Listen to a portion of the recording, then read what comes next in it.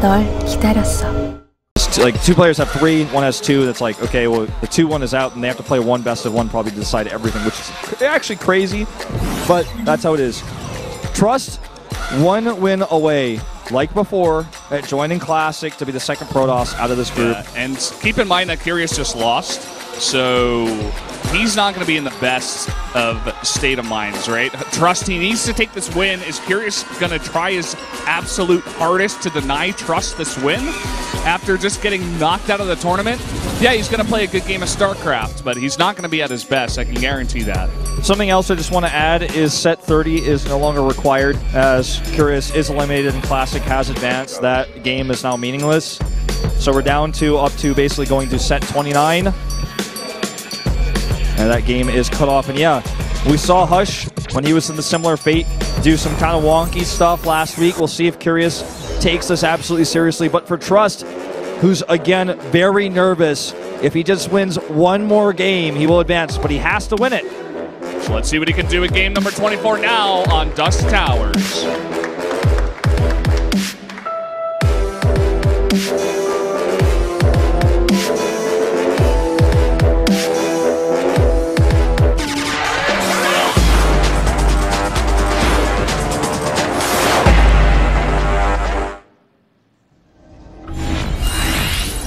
Here we are again on this lovely map, and up in the top right, the red Protoss fighting for his tournament life. It is Trust. Well, I guess I can't word it that way because he still has a lot of chances to make it through, but still wants to win a game to get through. Curious trying to deny him. All right. By the way, Curious having his worst year probably since 2014. Really unfortunate. Already dropped out of GSL, and now with this loss, won't be playing in any Korean tournaments until a Kespa Cup qualifier potentially, or, well, next year. And that's for individual leagues. For Pro League, obviously he still has games to play in the final round, round 3, where his team hasn't been looking too strong in the overall scheme of things, but obviously they still have a chance. But this is a pretty like it's one of those games where it's like pretty favored for Trust already, and the fact that Curious has nothing to play for means that this should just be almost a walkover win for Trust. He should just show up, win the game, and then should be, yes. Well, Curious is playing insanely greedy back at home. And Trust doesn't go for a scout. I feel like he's been scouting in most of his games, but it almost looks like he's playing a... I don't know, he walls off the front, just make sure that he's safe in every way except scouting. So, kind of interesting that he doesn't go for this. We haven't seen too many of his games against Zerg, just the one that he played against Curious in the first round robin. Stargate, surprise, surprise. Very early Stargate this time. Cutting the Adept out entirely, like you said, no scout with the probe, not even a scout with the Adept. Yeah, no base in the back door either, so about as fast as you can get it here. What is this going to be, like a Void Rail in or something? Like, he's just going to add a Nexus, right? I mean, this is just kind of funky. Like, just makes the Stargate first, probably get a Nexus into Oracle. Because if you're going to get a Stargate this early, and wow, he's going to catch this Overlord too. Well, this is a surprising thing. Curious is not going to expect a Stalker out this early. We had a game paused for 30 minutes because Zest wanted a regame after he accidentally made a Stalker because of his bad hotkey instead of an Adept. So that should tell you a lot about how often we see Stalkers this early on. Yeah, pretty rare. Although, what was actually the result of that? We did not get a regame or anything like that. He had to make the Stalker. He was totally fine. I'm like, how many? It actually worked out. I think he actually like sniped an Overlord. I'm like, how many games have you played? I mean, Zest has been playing for so many years. So whenever something like that happens, I'm like, all right, you're really going to pause over your hotkey mistake because you made a Stalker. You know, ask for a regame for that. I don't know. That's just really funny. I kind of remember this happening. I definitely wasn't casting it. Flies in the vision. And Curious, he's had trouble, but he does see it now this time. Yeah, and obviously with one queen versus the Oracle, the second queen will come and make sure that it's not a kill, because an Oracle can't kill a queen if it has enough energy. Just going to ignore the queen, though. It should be able to get 4 drones. And then Peace, not even going to get the 4th. Oh, but he's gone into the back door. And look at all these drones that are all alone and no Spore. And no creep connection, obviously. Still gets 5. Oh, kills the larva. This is something Trust's been doing all day. I love that. Nobody does that. That larva Nobody gets the squealed, larva. man. That was so sad. It is really sad, but it's just the way of things, man. It's the way of StarCraft. Larva's going to squeal. That's the way the life goes. That was the same sound Curious made in the booth when that happened. Man. Matched up, pitch for pitch. So we got second Oracle coming in. This Spore is almost done. He can't really stick around too long. Actually, I think he might lose this. Like 2 queens, well, I think if it's he going flies down. that way, oh, he still does keep it Queen. alive. Queen like attacked the minerals. I'm like, what are you doing, Queen? That's untargetable. 11 drones on the way. I actually really like Curious' position here. Yeah, that didn't really do all that much damage. He showed it, the Spores got up in time, and the Queen was in position. If he didn't show it to the Overlord, there would be no Spore. Maybe he makes one safe one, but then the other base would be vulnerable. He would also not have the second Queen there to drive out the Overlord, so the Oracle, rather. So he would have gotten a lot more damage for sure. Well, it was a smart move by Curious. He expected the Oracle. He was like, okay, is the Oracle or Phoenix? Like, something's going on. Something's going to fly down this way. Well, he saw it, too. Well, with his Overlord, but he put his Overlord there intentionally to keep it safe from the Stalker, and it's in a position where the Stargate units would likely fly through. So he was very smart to have this ready, and as a result, man, he's really ahead. He's even going for a fast layer here. I think we're just going to see Hydras coming out pretty quick. He might even just skip Roaches entirely. Is not necessary for him. We're just going to see Hydras, maybe Hydra Bane. Could just be Hydras into Lurkers, skip the Banes. Again, Curious having a bit of a problem with his Overlords. 5 in production currently. Going to cost him some production time. Nice micro here from Trust. He's keeping those Oracles on the edge of their life. Gets 3 more kills for it. Now, a lot of the time when you have this sort of Oracle play, you get a lot of kills, you have this tempo advantage, and you follow up with a big attack with Glaives and a bunch of Adepts. You can use your Oracles in the fight. Sometimes even a Phoenix or 2 joins in, just for good measure. But in this case, Curious didn't take that much damage. He also played greedy and got a ton of drones out. So he's going to have so many Hydras by the time this Glaive attack hits. I think he should be fine. Notice how he overcharges there. He doesn't want to let Curious see the gas, because if he sees no gas at the third base, he's like, oh, okay, you're going for a lot of gateways. You're going to have a lot of units coming my way. I need to prepare. Luckily for Curious, even if he didn't see it, or if he, wasn't tipped off, he still has a ton of Hydras on the way. Yeah, he's like, well, I'm going to make Hydras out of the way. Are you playing defensively? Okay, I'll kill you with my Hydras. Are you attacking me? Okay, I'll kill your attack with my Hydras. I have 67 drones! And your attack was feeble. This 4th base is nearly done. When he sees this attack coming, just trying to get out as many Hydras as he can. He's making a lot of Overlords as well, just because he knows as soon as every single larva pops out, he needs a Hydra popping out. He's already pre-built the Overlords. Okay, here we go. This is going to be the game-deciding push. This is Trust trying to advance on this group. Is he just going to shade in? He is!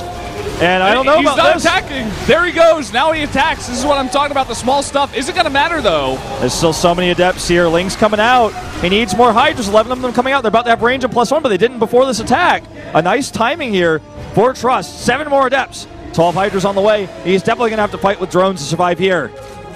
Let's see if he can group up these Hydras, too. They come out of these eggs, but they got to group up. And the Adepts, they come in this time, and they are attacking, doing so much damage to those Hydras. And another Warpin is on the way. Do not forget. Yeah, I think this might be too much, although the first part is cleaned up. Hydras on the high ground here. They do have range of +1 now.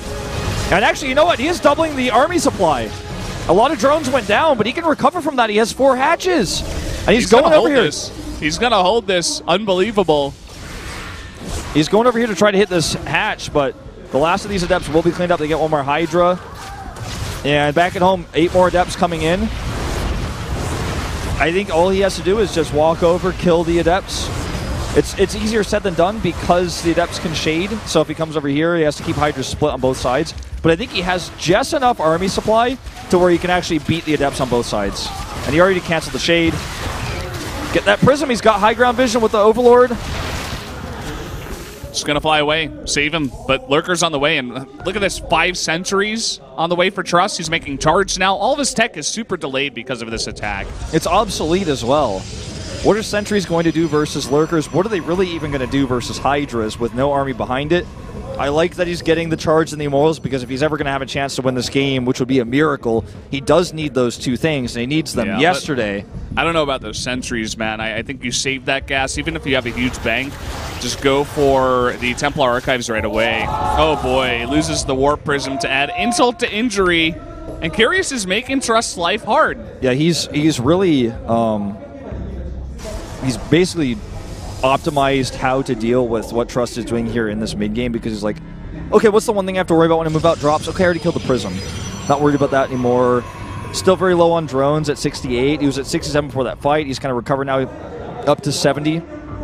He doesn't have that many minerals yet because he sank a lot of minerals into more Lings and these Hydras. But now that he has the army that's large enough to move across the map, he's probably just going to let his minerals build up, and he's going to use most of this for lurkers. Yep, 5 of them already on the way. 6. Just using as much as he possibly can. 8. He's just going to go ahead and use all that. And we got a 4th base that Trust wants to put down, but I think we got a timing coming up here that is going to smash that 4th base if Trust tries to go for it. He's kind of stuck between a rock and a hard place, because if he doesn't go for it, he's going to get even farther behind. But this attack is coming, so I don't think he can hold it by He any has means. a lot of Overlords positioned to make sure there's no Prism coming, and he's getting Hydras at home. He's probably going to rally those at home just so they can defend anything that comes his way. Trust is playing so greedy right now, trying to get the 4th base and the Storm, but I like this. If Curious doesn't go now and he gets Storm and he gets a large enough Immortal count, he could turn this game around. Curious is playing too timid. He's not actually pressuring any further. It's true. I mean, we can see everything, right? We know that Curious's army right now is going to smash it, especially because there's no Storm out on the map just yet. But Curious doesn't know that. He's taking it slow. This is Curious versus Hurricane, basically, in a nutshell. We saw this control this area, forcing a cancel here. He doesn't know what else is up there. And here we go. This is a lot of Hydras out alone with no lurker support. He could get Force Field here. This is where Force Fields might actually be useful. This is where it makes sense, And right? Storm is done. Storm is done.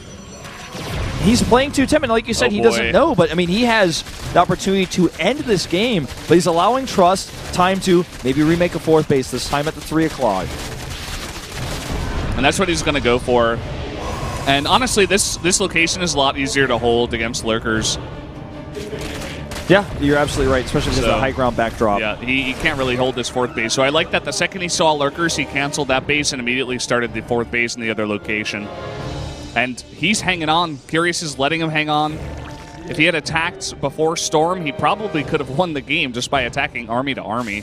You know, Curious is like spending so much money on lurkers. He got a Spire. He's trying to transition into investors. He's getting +1 to air attack, too. I think he's hoping that he's going to crush this army or force so many Immortals that he can do a Muta switch. I think those are kind of like 2 reasonable possibilities, right? Like if he crushes this army, he just wins the game, and if he doesn't, it's probably because there were so many Immortals, and he's going to build a gas now to try to make that Muta switch. Could also go into Hive and Broodlords later on, but this fight is no longer as easy to take as it was, 5 minutes ago.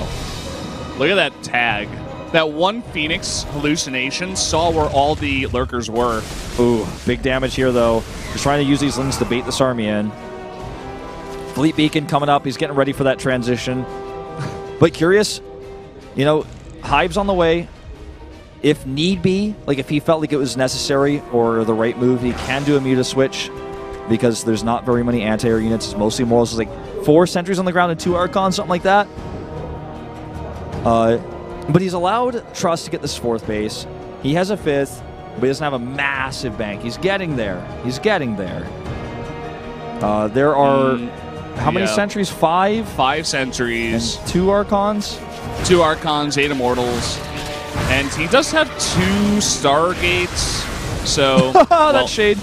Yeah, he has 2 Stargates and the Fleet Beacon, so... But at the same time, with this massive bank, like, if he does want to go for the Muta switch instead of something like Ultras, which I don't think would be a good idea against this many Immortals, but for anything else, he's going to have a massive amount of Mutas in the sky. The problem, I think the only choice is Mutas, and we saw Sue last week struggle with this sort of situation on this very map. Yeah. And the problem with going Broodlords is that there's already a Mothership and Tempests. The problem with going for the Ultras is, as you already mentioned, the massive Immortal count. And nothing that Curious can do can put Trust on a timer anymore. But if Trust's Tempest count gets too high, he starts to put Curious on a timer because he starts poking at him. Going Greater Spire here.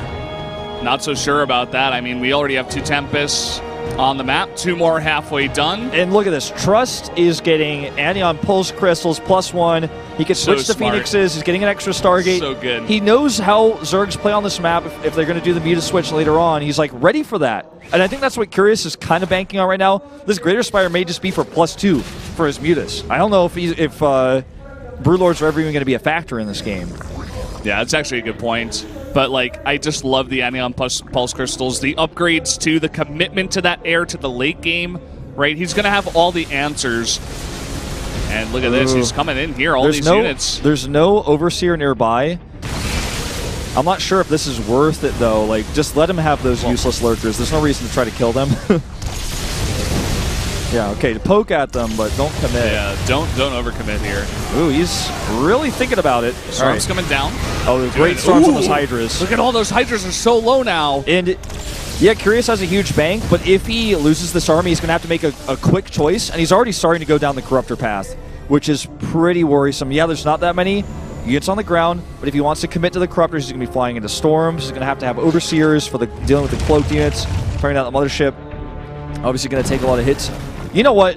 Every time we have a new player, a new champion, even a new Bones, well, like MVP had to start somewhere, Life had to start somewhere, Hero, SOS, these players had to start somewhere. They popped up and suddenly everyone's like, oh, this guy's really good. I'm starting to get like a bit of nerd chills, as Sartosis would say when I'm watching Trust play. I'm like, this guy looks like he's a champion right now. The way he's playing today is godlike. He's just ready for everything. That KT house, man, all these Protosses are...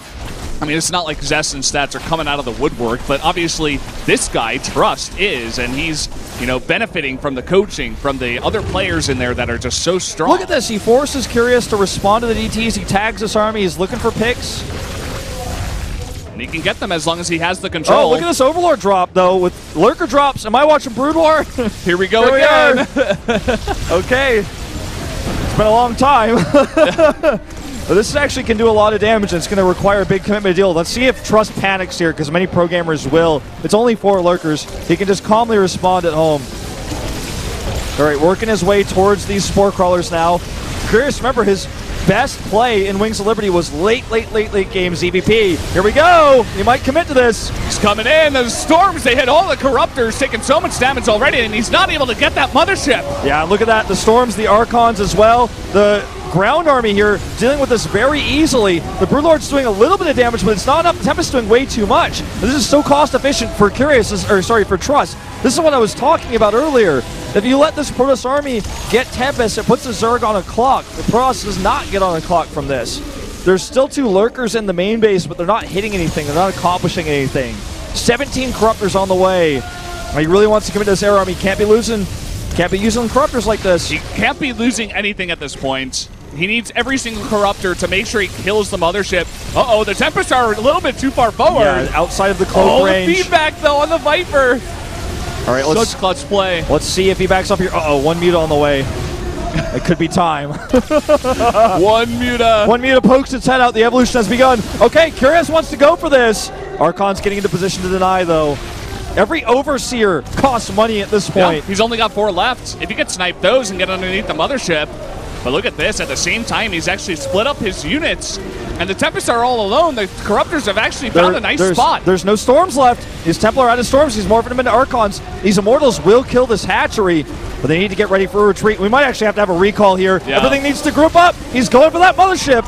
86 energy left, or rather shields. Curious is not committing, though. He's not committing. He's too scared. I think we're going to see a recall here. Get some more Templar. He's looking for other bases. It's almost like he can't believe that Curious had that little. Yeah.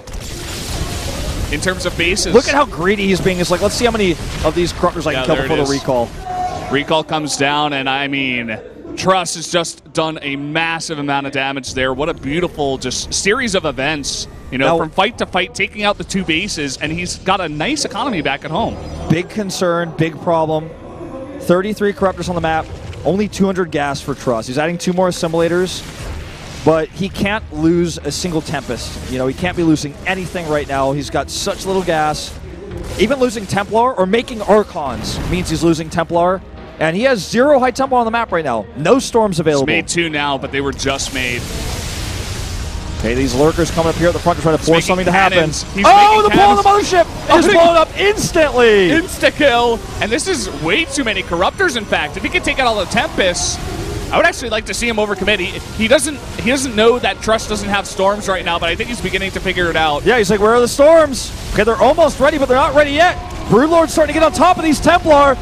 Oh, he makes an Archon. That's basically 2 dead Templar. And I think this is actually a dead Trust. It looks like it. They've taken out all the Tempests, and only Immortals on the ground cannot kill the Broodlords. I think that's game. A very, very, very tough win for Curious, but I think he's done it. He has no economy at home, but there's no way for Trust to kill this army. Trust has, 2 mining bases, but how can he kill 33 Corruptors? Those kill buildings now, mind you. Yeah, there's basically no way. He's making a Twilight Council. He's going to try to go DTs. He's going to try to go DTs. Overseers in the sky. There's 6. Yeah. How are you going to outrun those Overseers with speed? Actually, can you check and see if he has any DTs on the map? No. What's happening to those extractors over there on the left side? Can you check that on the 9 o'clock? Okay, it looks like they just died for whatever reason. There must be Zealots over there. Okay, yeah 3 Zealots. Yeah. All right, we're starting to see his Corruptors go to work on these buildings. They're a pretty rare sight in Korea. Nobody uses this despite the fact that it's insanely useful. It does slow damage, but it is going to help him win this base trade. All right, Broodlord's starting to move towards the 3rd base now. They're moving down as he starts to realize, okay, there's only one way I lose this is if he mines a little bit longer than me. Because again, Curious basically has 0 mining. Yeah, that's actually true. I mean, Trust, he's making his base again. If the Broodlords are all alone and he makes enough Blink Stalkers, that would be pretty interesting. He's not actually going for DTs, he's going for Blink. Yep. So if he kills all the Broodlords, then he doesn't have enough money to morph any more Broodlords with his Corruptors, and then it's only Corruptors against How many Stalkers. Broods does he have? I don't know if he has... 6. I don't know if he has enough 11. time. Yeah, I don't think he has enough time to survive to make that. He doesn't have enough time to get enough Stalkers. It's his 1 win condition, so he's going to try for it. He's like, okay, Curious, maybe if he doesn't kill my gateways. Something else. These Stalkers can just simply avoid the Broodlords forever and kill the Zerg buildings. That's another way he can win this game. Just never fight the Broodlords. Use the mobility of these Stalkers to win the game. He has another Nexus down below this one. It's not finished yet. Or actually, it's finished, but it's not mining. Needs to keep every probe alive because this could become a base race where Corruptors are killing buildings. Oh, he just GG's out. GG. Yeah. He's not even going to try it. And guess what? He was 5-0 in this group, but he still has not secured his spot. Yeah, he's feeling the pressure. You can tell that's a long game to lose and go down. So, oh boy, we may have a very, very close series here, a close group, I should say, from all of these players out here. So, you said before we're not going to have game number 25. I think that still stands. Yeah. Because Hurricane is already eliminated and Classic has already advanced, so the game is meaningless when it comes to advancing and not advancing. There's no seeding in this whatsoever. It's advance or not advance. That's not my decision, so don't get mad at me, Twitter, or anything like that. But that's, God, Wolf. That's the way it is. Format. Well, we're going to take a short break before we go into set 26, Classic versus Trust. 그렇죠. 네. 자, 아무튼 저기에서 성장하는 모습도 보기 좋고요. 이현빈 선수가 마지막까지 의지를 불태우면서 상황을 잘 풀어내는 모습도 좋았고, 이에 반면에 웃을 수만은 없는 선수는 최정 선수가 됐습니다. 네, 중반까지 초반에 굉장히 불리했던 걸 중반에 잘 이어왔는데 마지막에 공업포기만 모았어도 붙이는 경기였는데 고춧가루 때문에 아쉽네요. 예. 자, 이렇게 해서 경기는 24번째 경기를 마무리졌는데 이제 25번째 경기는 남규 선수와 김도 선수인데 이 경기가 무의미하기 때문에 이건 없어지게 됐고 26번째 준비하고 있는 두 선수 만나보도록 하겠습니다.